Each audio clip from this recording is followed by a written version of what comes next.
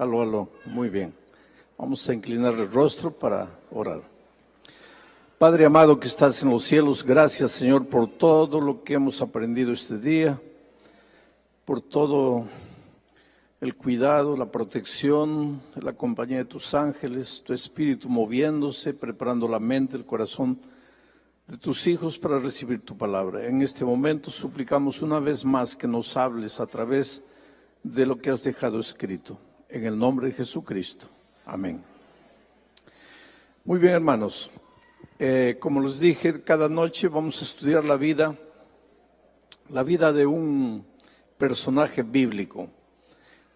Hoy día vamos a hablar un poco de Abigail, una mujer que no es muy mencionada, pocas veces se predica un sermón sobre ella, y sin embargo es una mujer extraordinaria y de cierta manera un símbolo de Jesucristo.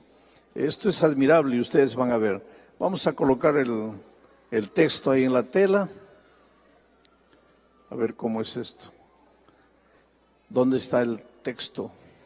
Ahí está. Muy bien.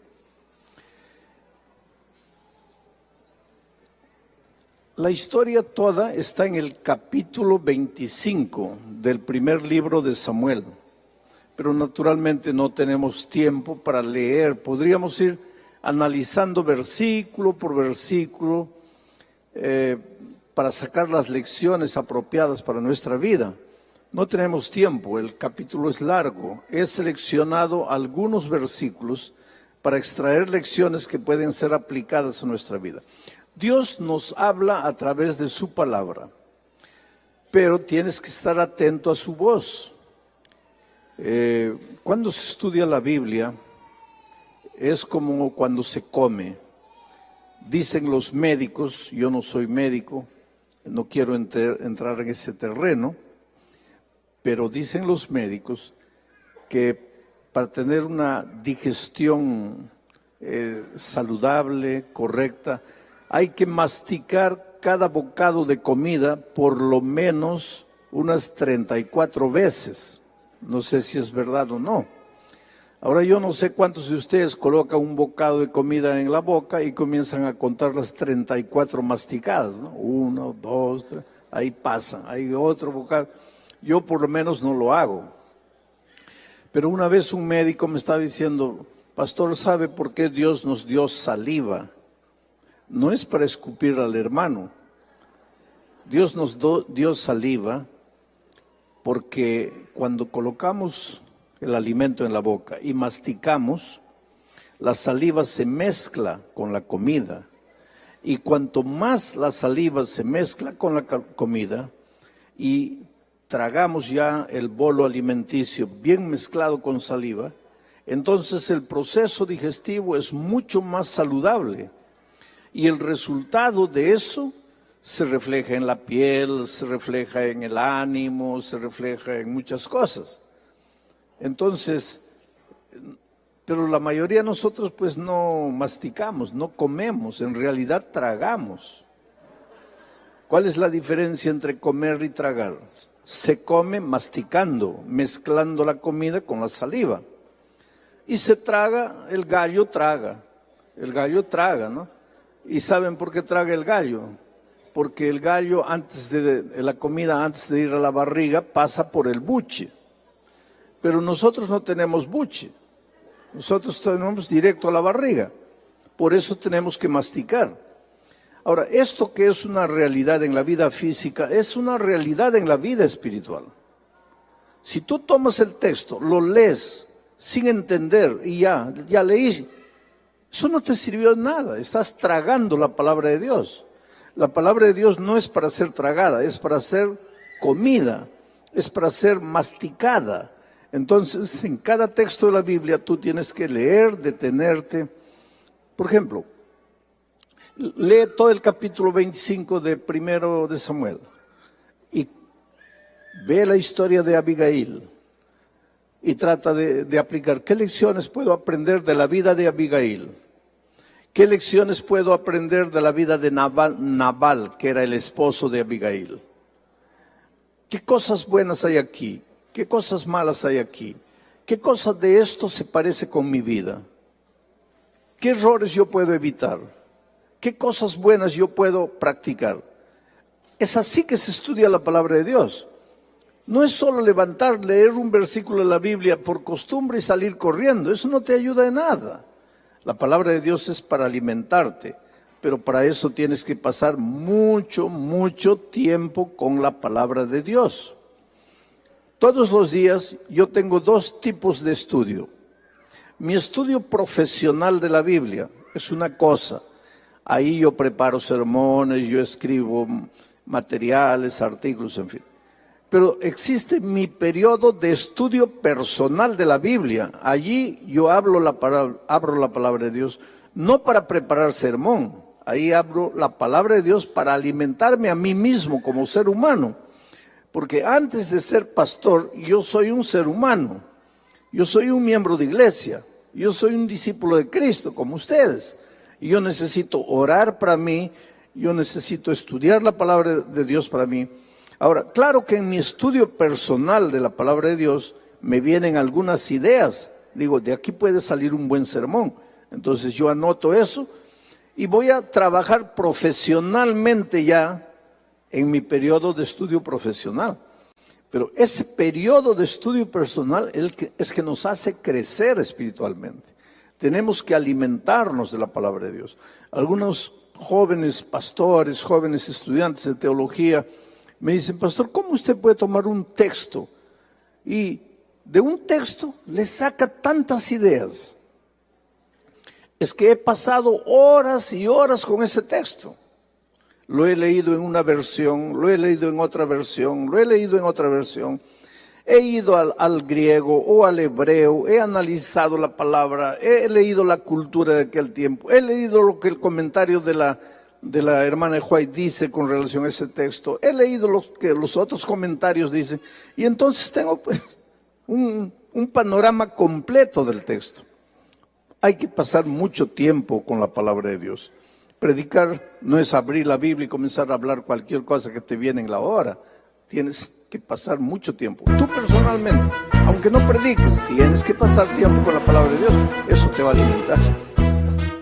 Bueno, el capítulo es largo, pero yo he seleccionado algunos versículos. Versículo 3 dice, porque el versículo 1 empieza diciendo, había un hombre muy rico, y después describe la riqueza, tenía muchos carneros, tenía mucho ganado, un hombre rico.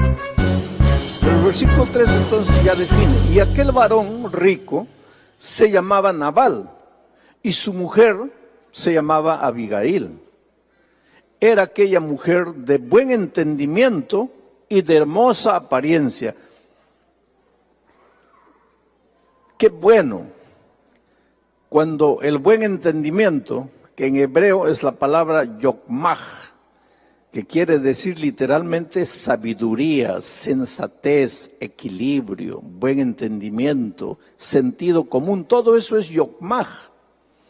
Es interesante cuando Salomón fue nombrado rey de Israel, una noche en Gabaón se le presentó Dios y le dijo, Salomón, pídeme lo que quieras y yo te lo daré.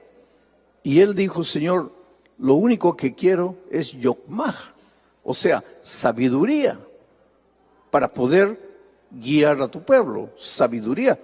Y Dios le dio sabiduría. Unos días después, Salomón estaba tranquilo y vienen dos mujeres trayendo un niño. ¿Se acuerdan de eso?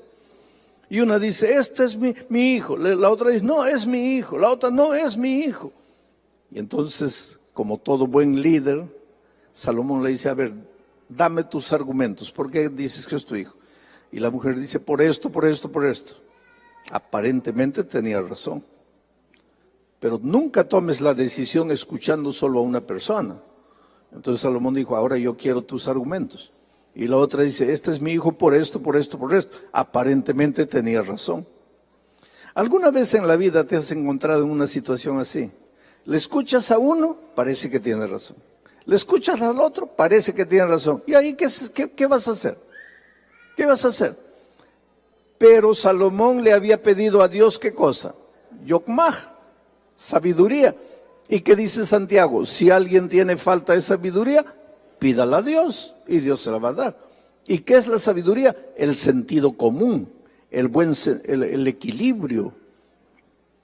Y entonces Salomón, que había pedido sabiduría a Dios y Dios le dio sabiduría. Porque hay cosas que tú a veces no sabes de dónde te viene y viene de Dios. Si vives una vida de comunión con Dios, viene de Dios. Salomón dice, traigan un machete. Y las mujeres se asustan. Y Salomón llama al siervo y le dice, partan el niño por la mitad, porque ya que tú dices que es tuyo y me convences de que es tuyo, y tú también dices que es tuyo y me convences de que es tuyo, entonces pues mitad para cada uno. Traigan el machete. Y cuando el siervo ya estaba para partir al niño, la verdadera madre dijo, no, por favor. Si es para matar a mi hijo, mejor que se lo lleve, pero quiero a mi hijo vivo. Que se lo lleve ella. Y entonces Salomón dijo, esta es la verdadera madre. ¿De dónde le salió a Salomón eso? La sabiduría que viene de Dios. A veces tú en la vida dices, ay, pastor, no sé qué decisión tomar. Pídele a Dios sabiduría. Ahora, ¿sabes qué? Pena que no hay muchas chicas solteras bonitas aquí, ¿no es cierto? Pero deberían escuchar este mensaje. Abigail era de hermosa apariencia, pero de sabiduría. Tú sabes que las chicas bonitas, por ser bonitas, no se preocupan mucho en buscar sabiduría. Y los muchachos, en lugar de buscar a las mujeres sabias, andan buscando a las mujeres bonitas. Y la belleza cansa. En un año se acabó la atracción, pero la sabiduría dura para la vida toda. Abigail era una mujer bonita, muy bonita, pero sabia. Ahora, el esposo era un hombre muy rico, pero necio, imprudente, insensato, sin sabiduría. Ahora tú me vas a preguntar, ¿cómo una mujer bonita se casó con un hombre insensato? Es que en aquellos tiempos las mujeres no escogían esposo. En aquel tiempo las chicas eran obligadas a casarse con el esposo que el padre les determinaba. Y generalmente papás sin sabiduría, porque también existen padres sin sabiduría, le buscaban a la hija un hombre rico, un hombre que tuviese posesiones, que si tiene sabiduría, que si la va a tratar bien a mi hija, no me interesa que tenga posesiones. Habían padres así, y parece que el padre de Abigail fue así. Dijo, no, cásate, este hombre te conviene. ¿Te conviene por qué? Porque tiene dinero. Cuidado, queridos. Se casó la pobre. Eran otros tiempos. Los judíos, tú sabes que tenían una oración.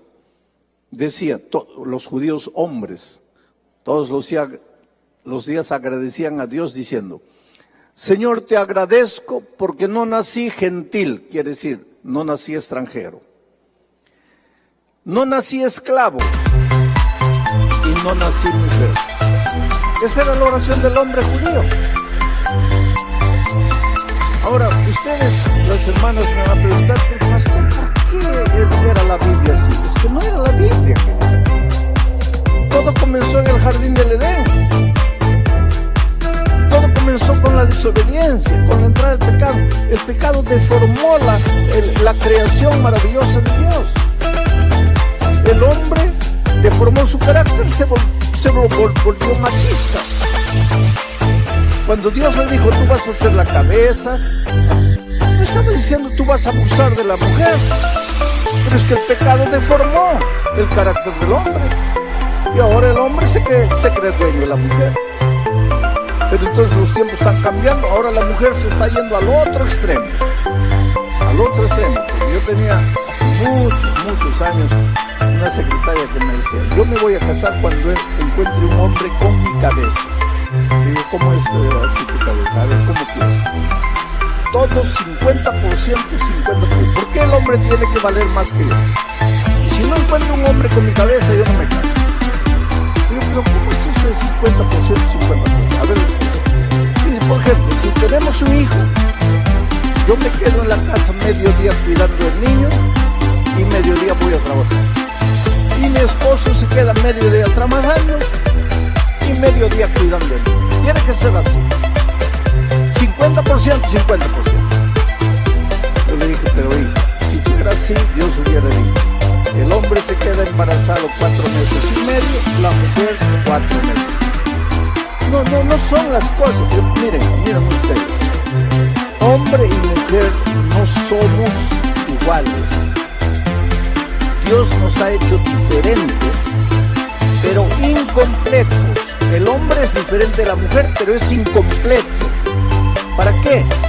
Para que junto con la mujer se complete.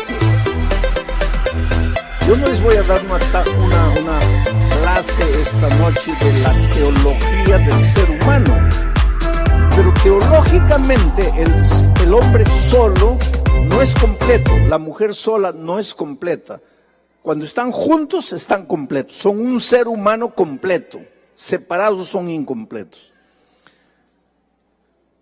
Pero ¿quién vale más? Nadie vale más. Los dos son iguales. Pero el pecado entró y deformó todo.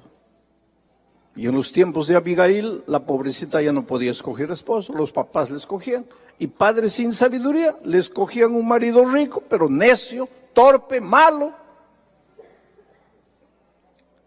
Pero Abigail es la mujer que nunca se conformó con una situación de desorden.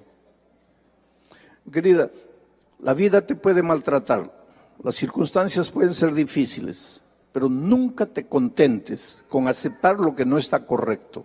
Y te voy a ir hablando de eso un poco más adelante. Bueno, aquel varón se llamaba Nabal, su mujer Abigail.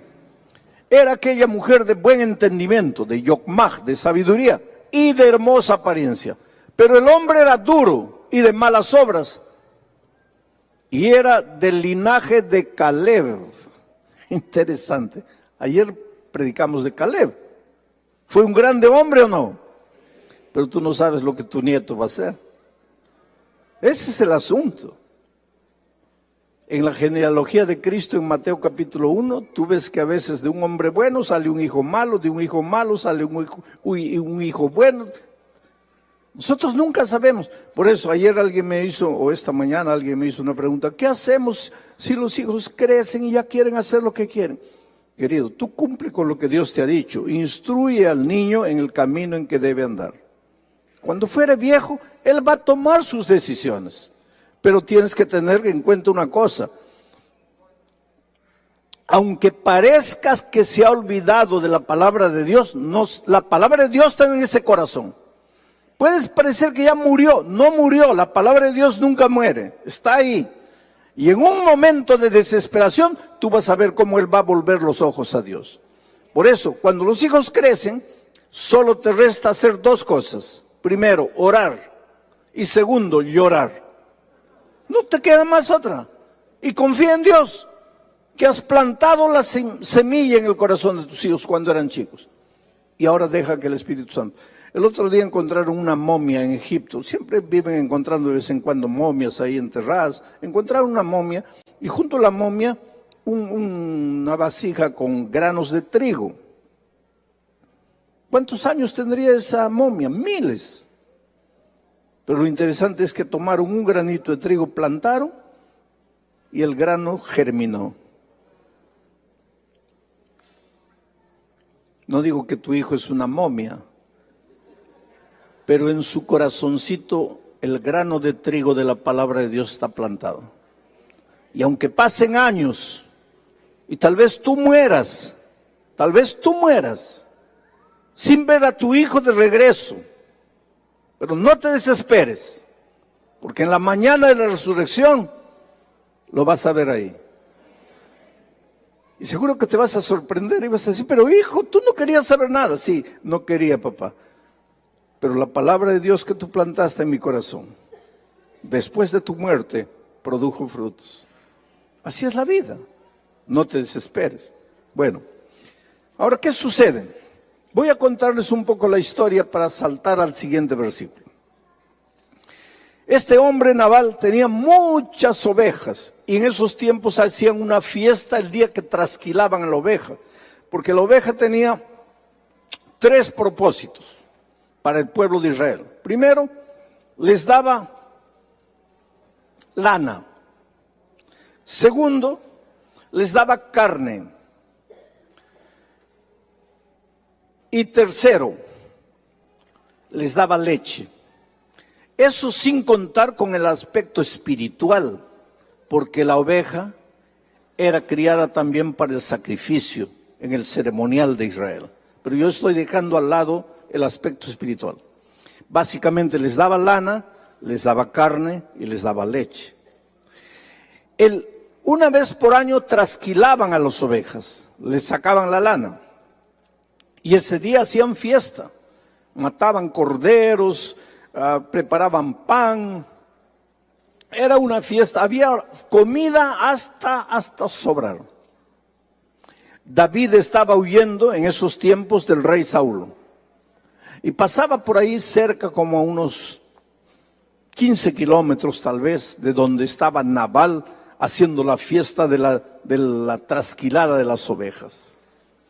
Y David estaba con hambre, sus soldados estaban con hambre, él estaba escapándose del rey Saúl que quería matarlo. Entonces David se enteró que Nabal estaba haciendo fiesta. Tiempos atrás, pastores de Nabal, por una circunstancia, pasaron por un momento difícil y David les ayudó. Les dio comida, les dio pan, les dio agua, los protegió. Años después, 2 años después, David estaba escapando del rey Saúl, estaban con hambre, no tenían que comer y se enteraron que Nabal a 15 kilómetros estaba haciendo fiesta y había mucho pan. Entonces David escogió 10 jóvenes y les dijo, por favor vayan a Nabal y díganle, somos gente de David, el hombre que le dio ayuda a tus pastores, que los protegió, que los defendió. Pídanles algo de comer. Y entonces pues los muchachos fueron, 10 jóvenes, fueron a Nabal y le dijeron como el rey le había dicho, mira, en el pasado David ayudó a tus pastores, los protegió, los defendió, ahora nosotros estamos escapando del rey y por favor ayúdanos, danos un poco de pan. Y este tonto pues era, como dice, era hombre duro, de malas obras, hombre tonto, imprudente, sin sabiduría, hombre duro, sin corazón, había recibido favores, no quería devolver los favores. Hace una pregunta, ¿y quién es David para que yo le sirva? ¿Quién es David para que yo lo ayude? Los pobres muchachos volvieron y le dijeron a David, oye, no quiere ayudarnos. La ira de David se encendió, porque David era el ungido de Dios, iba a ser el rey de Israel. Todavía el incidente de Betsabé no había sucedido, eso sería un accidente más adelante. Mañana vamos a hablar de eso. Pero David era un hombre de Dios, había sido escogido para ser el rey de Israel, y se encendió su ira. Ahí viene la pregunta. Hombre de Dios se le enciende la ira. Pues es que el hombre de Dios todavía está peregrinando por este mundo. Y por eso a veces se nos enciende la ira. Y entonces cuando se le encendió la ira, dio una orden. Agarre cada uno la espada, vamos a ir y vamos a matar a esos ingratos. El hombre de Dios no procede de esa manera. Y ahora quiero que entiendas. Hasta un anciano de iglesia, hombre de Dios, a veces pierde los papeles. Pero el hecho de que sea ser humano y pierda los papeles no quiere decir que tiene que seguir perdiendo los papeles. Encuentra tus papeles, querido. No puede ser justificación. Que perdiste los papeles. Sí, pero en cada junta estás perdiendo los papeles. Espera un poco. El hombre de Dios tiene que ir creciendo. Ese es nuestro tema del seminario de la mañana. Tienes que ir creciendo cada día más semejante a Jesús. Cada día dejas de ser hijo del trueno para convertirte en el discípulo del amor. Tienes que ir creciendo. David fue creciendo, pero todavía no había ocupado el reino. Saúl todavía estaba vivo. Era un ungido de Dios, pero joven. Torito joven, rebelde. Tenía que aprender a ser manso y humilde de corazón. Aunque ungido de Dios, toro rebelde, se le encendió la ira. ¡Vamos a matar! Y ya venían a matar a Nabal, a toda su gente, por ingratos.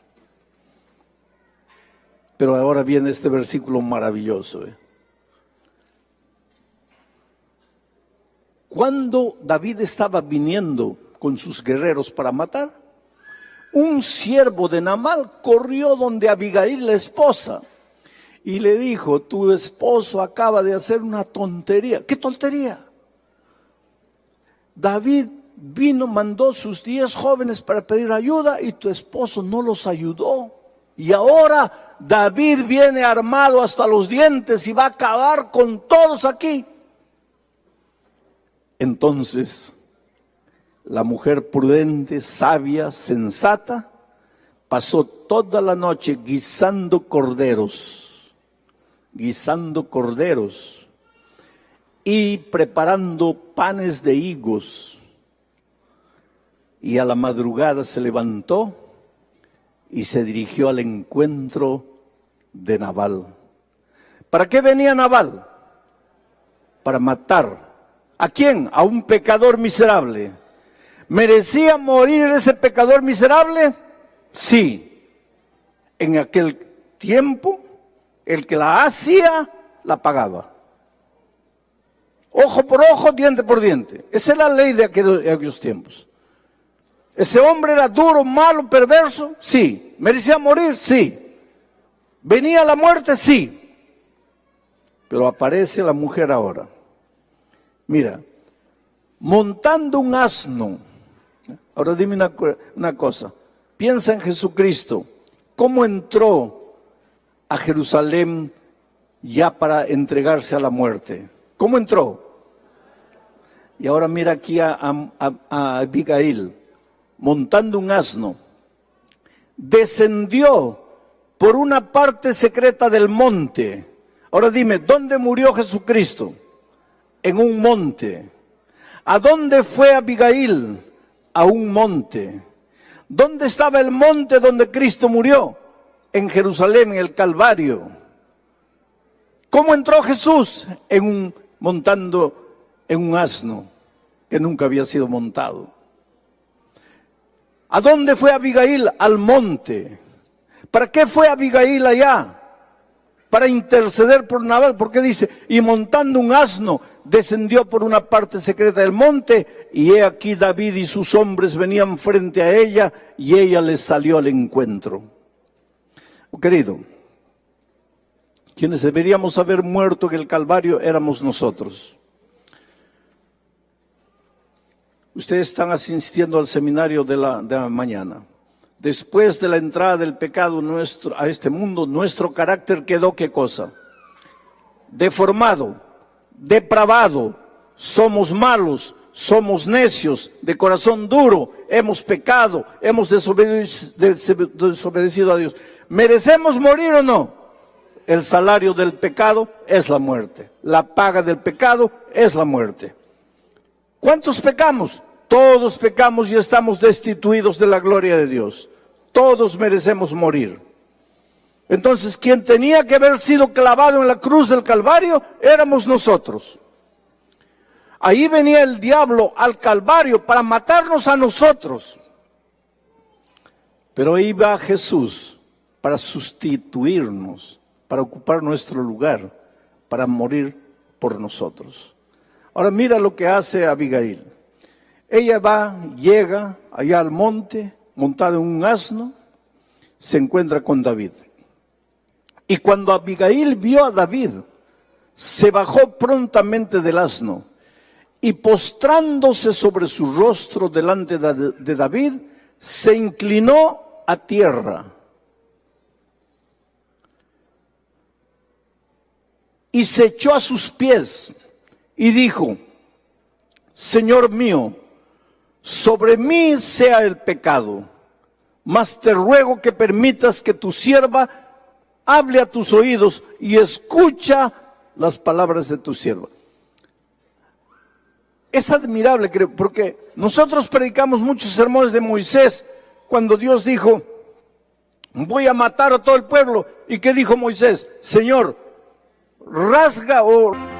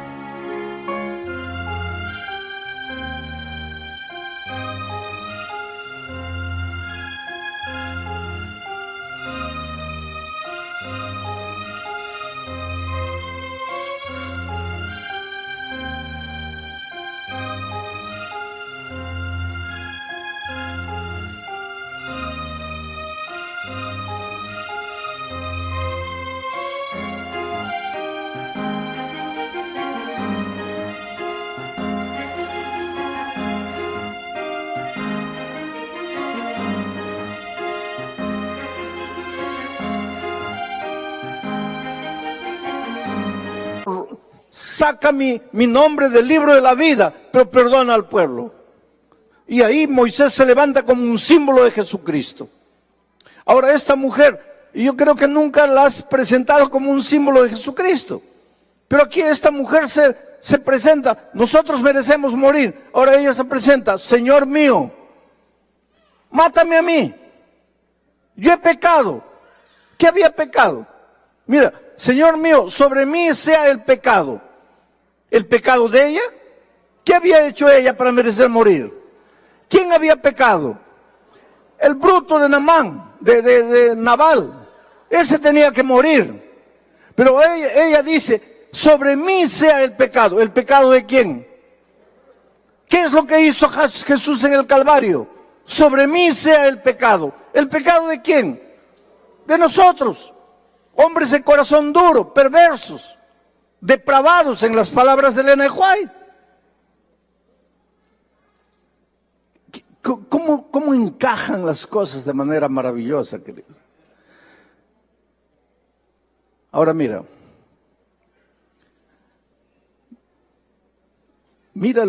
esta posición de Abigail. No haga caso ahora, mi señor, de ese hombre perverso. ¿De quién está hablando?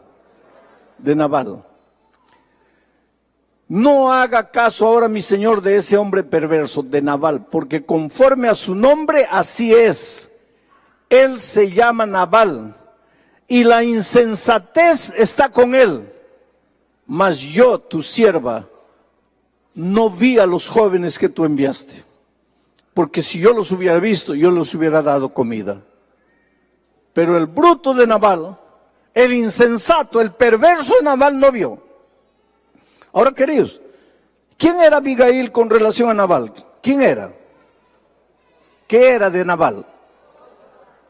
¿Y la esposa no debe proteger al esposo? ¿Y aquí Abigail estaba ayudando al esposo o no estaba ayudando? ¿Hablando mal del esposo?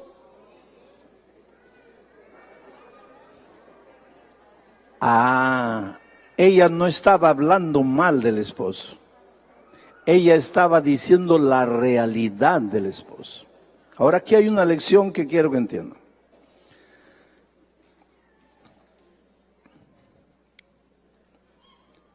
Pues la vida me ha hecho enfrentar circunstancias difíciles y a veces hay situaciones que yo no quisiera vivir dos veces.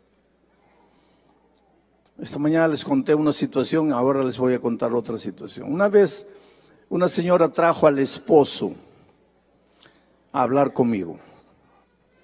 A la fuerza, él no quería. Ahora tú te vas a preguntar, pero si el hombre no quiere, ¿cómo es que ella lo llevó a la fuerza? Arrastrándolo, no lo arrastró, pero lo llevó obligado. ¿Pero cómo lo obligó? Te voy a contar. Este hombre era anciano de iglesia, un hombre bueno, un hombre que quería servir a Dios, un hombre conservador, un hombre admirado, un hombre respetado por la iglesia, pero infelizmente perdía los papeles constantemente. ¿Y qué es lo que había sucedido? Un sábado de mañana predicó un sermón bonito, llevó muchos espíritus de libros del Espíritu de Profecía, porque en ese tiempo no había slide, no había esas cosas. Llevó 4 o 5 libros, leyó que el cristiano debe ser así, que el mundo está entrando a la iglesia, porque esto, porque aquello, porque lo otro. Y después fueron a almorzar y la esposa sirvió el almuerzo. Y pues el arroz no estaba muy bien cocinado. Entonces cuando él metió el arroz a la boca y vio que estaba medio crudo, habló una palabra horrible, fea, que un cristiano nunca debería hablar. Y la esposa lo mira y le dice, pero hijo, acabas de predicar un sermón tan bonito y solo porque el arroz no me salió bien hablas esa cosa fea. ¿Para qué? Perdió los papeles. Agarró la vasija de arroz, ¡pah!, al suelo. Y no contento con eso, fue a agredir físicamente a la esposa. Pero los hijos crecen, querido. Ese hijito de 3, 4, 5 años que tienes, crece. Y el hijito de él, el mayor, ya había crecido, estaba con 12 años. Y cuando vio que el papá iba a agredir a la esposa, el niño de 12 años se colocó delante de la mamá y enfrentó al papá. Y le dijo, a mi madre no la vas a tocar. Y él nunca imaginó que el hijo un día lo iba a enfrentar. Pero ahora el hijo lo estaba enfrentando. No vas a tocar a mi mamá. Y él lo miró así asustado. Nunca imaginó que el hijo iba a reaccionar de esa manera. Sacó la correa, sacó el cinto. Y le dijo, hijo perverso, te voy a enseñar a guardar el 5.º mandamiento. ¿Qué dice el 5.º mandamiento? Honra a tu padre y a tu madre. ¿Por qué te atreves a enfrentarme? Te voy a enseñar a guardar el 5.º mandamiento. Y mientras él ahora quería enseñarle al hijo a guardar los mandamientos, porque él le enseñaba a guardar mandamiento a todo el mundo. Mientras estaba queriendo enseñar, la esposa fue, agarró su cartera, su bolsa y comenzó a salir. Y entonces él dejó al niño y corrió a la puerta y se plantó en la puerta. ¿A dónde vas? Y ella le dijo, voy a la policía. Te voy a denunciar. Tú no puedes tocarme físicamente, como lo has estado haciendo. Voy a la policía. No, no puedes hacer eso. ¿Por qué no puedo hacer? Porque la hermana de White dice que no debemos llevar nuestros problemas al mundo. Ah, qué bonito, la hermana de White dice eso. ¿Y la hermana de White dice que me puedes pegar? ¿La hermana de White dice que puedes hablar lo que has hablado solo porque el arroz no salió bien? No, no, no, no, no. Se acabó. Hoy día yo voy a la policía. Y en ese tiempo en el Brasil acababa de salir una ley llamada María da Penha. La ley María da Penha. ¿Hay algún brasileño aquí? ¿No hay brasileño? La ley María da Penha es una ley asustadora. María da Penha fue una mujer que murió agredida por el esposo. De tanto golpe la pobre murió. Entonces se tramitó una ley. Y esa ley dice, hombre que pega a la esposa y es denunciado, 48 años, 48 horas. Antes de que dé cualquier explicación, 48 horas al calabozo, sin hablar con nadie. No, que la ley, nada a ley. Después tú vas a explicar, 48 horas ahí. Y si el hombre acababa de salir la ley María da Penha, y ahora la esposa se le estaba yendo a la policía. Y el hombre pues comenzó pero hija, no puedes hacer eso. Mira el escándalo sobre la iglesia. Pues así son las cosas, querido. Nos preocupa el escándalo, pero no vivimos el evangelio.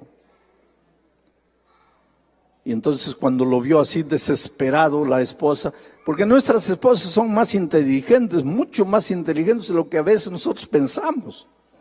La esposa ya se dio cuenta, este pobrecito ya está en mis manos. Y entonces cuando vio así, le dijo, bueno, solo hay dos caminos de que yo no vaya a la policía. Número uno, me matas, pero yo sé que no me vas a matar. Número dos, el lunes a primera hora vas conmigo a hablar con el pastor Bullón. Ahí empezó las cosas. Dijo, bueno, por lo menos el pastor Bullón no me va a meter a la cárcel 48 horas. Entonces prefiero el pastor Bullón. Fue así que lo trajo el lunes a primera hora por la fuerza. Ahora, la Iglesia Adventista enseña, entre las cosas que enseña, que ningún hombre debe agredir a su esposa. Y la esposa que es agredida no debe creer que si denuncia a su esposo está haciendo algo de malo. Y esta es la mujer. Dijo, Señor, yo quiero a mi esposo, yo lo amo, yo no quiero que muera. Pero tienes que saber que ese hombre es un hombre malo, es un hombre perverso. Y no estaba haciendo nada contra su esposo, al contrario, lo estaba protegiendo. El Evangelio, querido, llega para libertarte, no solo del pecado. El Evangelio te liberta de la ignorancia, de la mediocridad, de la esclavitud social, financiera. El Evangelio te da alas para volar, pero el Evangelio llega a tu vida para transformar tu corazón, para que dejes de ser perverso.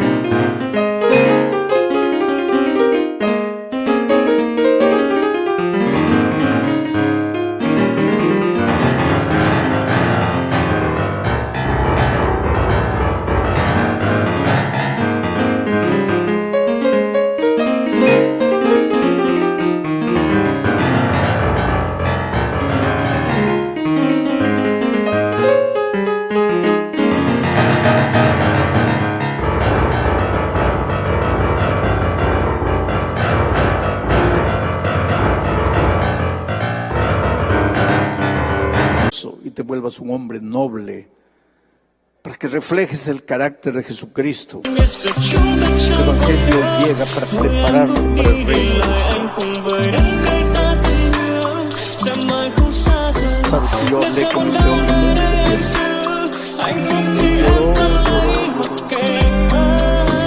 nunca más lo vi. Un año yo estaba en Buenos Aires en un campamento para todos los jóvenes de América del Sur, 15,000 jóvenes en el Parque Sarmiento en Buenos Aires. Y de repente me encuentro con él se acerca y me dice, pastor, ¿se acuerda de mí? Y me acuerdo. Sí, yo estuve aquí en su oficina hablando con usted. Me acordé. Digo, ¿qué haces aquí? Tú no eres joven, porque este es congreso de jóvenes. Y dice, sí, pastor. Pero los jóvenes de mi iglesia me escogieron el anciano consejero de él. Y yo estoy aquí porque los jóvenes tenían miedo de ser.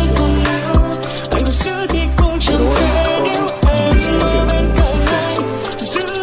porque ese hombre había sido transformado por el. Pena que Naval no fue transformado. Que Naval murió. Pocos días después de este incidente, él se quedó tan triste, dice el texto bíblico, se dio cuenta que podría haber muerto a manos de David por la insensatez de su corazón, se enfermó.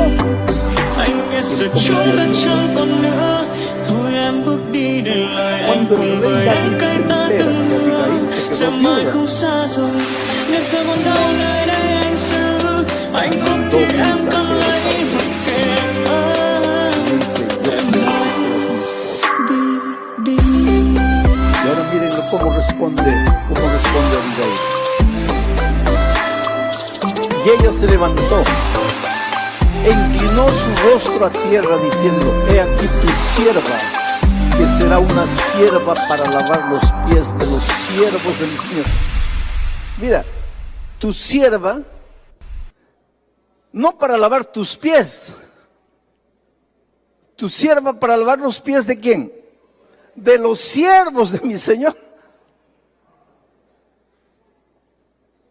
Esta era una mujer transformada por Dios, ¿sabes? Tú sabes lo que quiere decir diácono. El diáconos es el servidor, el que sirve. Todos nosotros somos diáconos, en el sentido de que somos seguidores de Cristo para servir.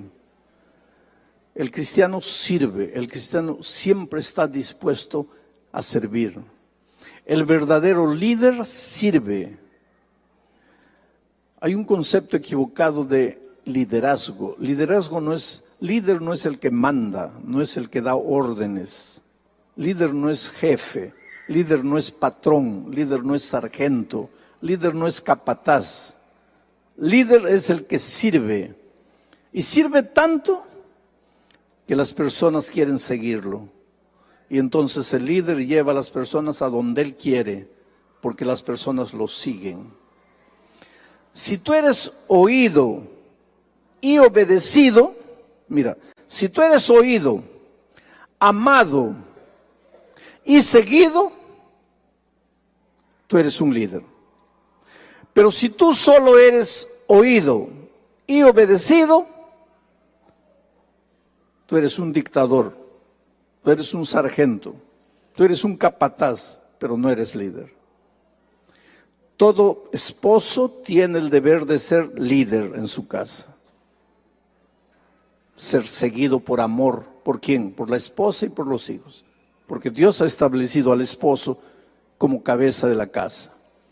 No es que es superior a la esposa y a los hijos, pero alguien tiene que dirigir todo grupo humano. En la iglesia el pastor, en la ausencia del pastor el anciano primero, en el país el presidente, en la familia el padre, todo cuerpo organizacional tiene alguien que tiene que dirigir. Dios ha establecido bíblicamente que es el esposo. El esposo es un líder, pero para ser líder tienes que conquistar el corazón de la esposa y de los hijos, que ellos voluntariamente quieran seguirte. Tú tienes que volverte el héroe de tu casa, el héroe. La esposa y los hijos tienen que admirarte, tienen que creer que tú eres lo más fabuloso que existe en el mundo. Cuando has llegado a conquistar a tu familia de esa manera, eres el líder que Dios quiere que seas en tu casa. Cuando en la iglesia eres el anciano que todos aman, que todos admiran, que todos quisieran ser igual a él, ahí eres el líder de la iglesia. Entonces tú no te limites a ser un anciano que da órdenes, que manda, no. Sé un anciano que inspira, un anciano que las personas quieren seguirlo, quieren ir a donde él va. ¿Y por qué todo eso? Porque tenemos un líder así, que es Cristo, que siendo el Hijo de Dios, habiendo bajado a esta tierra, agarró la toalla y el lavatorio de agua para lavarle los pies a los hombres pecadores. Por eso es que yo digo que esta mujer es un símbolo de Cristo. Porque cuando dice, yo voy a lavar no solo tus pies, voy a lavar los pies de tus siervos. Esa es la mujer. Ese es el espíritu de Cristo. Ese es el espíritu que debe tener todo cristiano. Servir y no ser servido. Ahora, esto, querido, es fácil de predicar, pero no es fácil de vivir. Alguien un día me dijo que el lugar donde todos se vuelven santos es aquí. Este metro cuadrado aquí. Cuando entras aquí, te vuelves santo. Cuando sales de aquí, ahí es el verdadero ser humano. Por eso yo siempre digo que predicarles para ustedes, que no me conocen mucho, porque conocen mi cara, saben que no tengo cabello, esas cosas ustedes saben. Pero ustedes no me conocen por dentro. Entonces predicarles a ustedes es fácil para mí, porque ustedes no me conocen. Pero el sábado pasado yo prediqué en Brasilia, bauticé a un nieto mío, y ahí estaba mi hijo, ahí estaba mi esposa, ahí estaba mi nuera, ahí estaban mis nietos.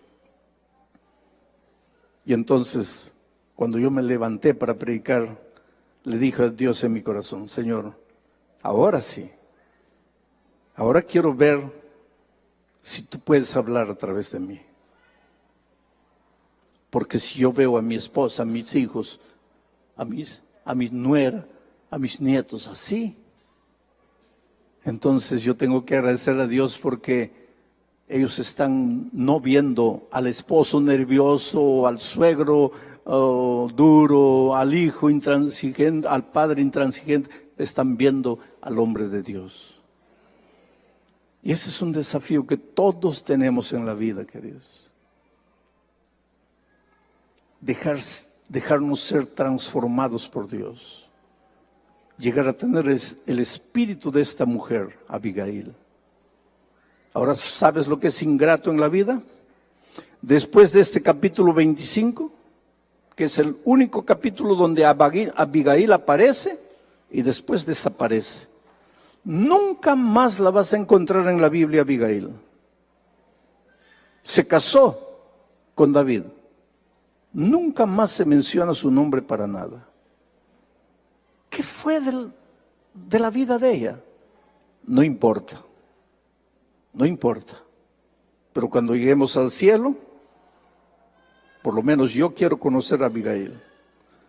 Y le voy a decir a Abigail: leí tu historia en el capítulo 25 de primero de Samuel y me inspiró. Me sentí tan inspirado que prediqué un sermón en el campestre Soquel y te mostré como un símbolo de Cristo, porque tu sabiduría me inspiró, porque tu sencillez, tu humildad me inspiró a ser como tú, porque tú fuiste como Jesús. ¿Cuántos quisieran decirle esta noche: Señor, hazme humilde, hazme sabio, hazme simple? Gracias, Padre querido, por tu palabra. Gracias por esta noche. Gracias por tu cuidado a lo largo del día, todo lo que hemos aprendido. Oh Señor, que todo sea semilla plantada en el corazón y que tu Espíritu haga germinar esa semilla. Danos ahora una noche de descanso en tus brazos de amor, seguros de que mañana será otro día de bendición. En el nombre de Jesucristo. Amén. Dios les bendiga, hermanos. Dios les bendiga, hermanos. Dios les bendiga, hermanos.